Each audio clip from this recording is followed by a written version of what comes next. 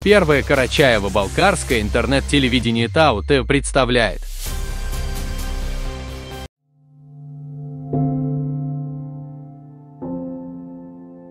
Казим Мичиев – один из основоположников карачаево-балкарской поэзии и литературного языка, философ и гуманист. Родился в октябре 1859 года в высокогорном ауле Шикы Кабардино-Балкарии. Его отец был прославленным мастером, знал многие ремесла. Вместе с братьями Казим с детства помогал отцу в кузнице. Он вырос у горящего горна, под мерный стук молотка, слушая неспешные беседы и рассказы старших. Казим с детства впитывал в себя богатство народной речи, чтобы спустя годы создать свой язык неповторимых образов. При этом он оказался достойным продолжателем дела своего отца, был тонким мастером-кузнецом.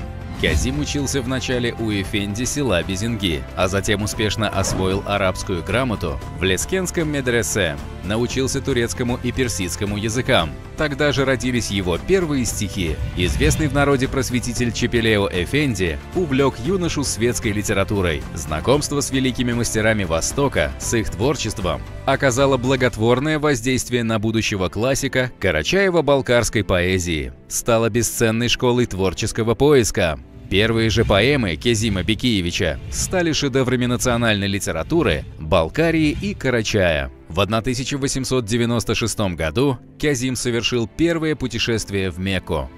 «Багдад посетил я, увидел Стамбул. Я в Мекке от тягот пути отдохнул. Но мне показалось, что вновь я родился, когда возвратился в мой бедный аул». Казим Мичиев был выразителем жизненной драмы простого народа. Силой своего слова и авторитетом среди людей он всегда выступал в защиту обездоленных и слабых. Вся его поэзия проникнута правдой, мудростью и глубокой человечностью.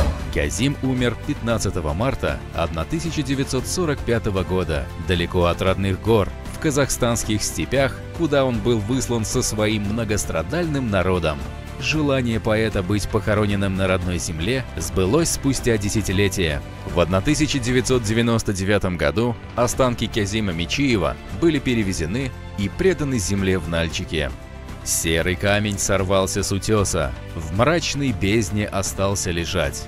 Никогда ты наверх не вернешься, свой утес не увидишь опять. Я молю Тебя, Господи, ныне, лучше в камень меня преврати, но остаться не дай на чужбине, к моему очагу возврати. Строки из произведений Казима и сегодня проникновенно звучат повсюду, где собираются балкарцы и карачаевцы. Его творения остаются голосом души народа.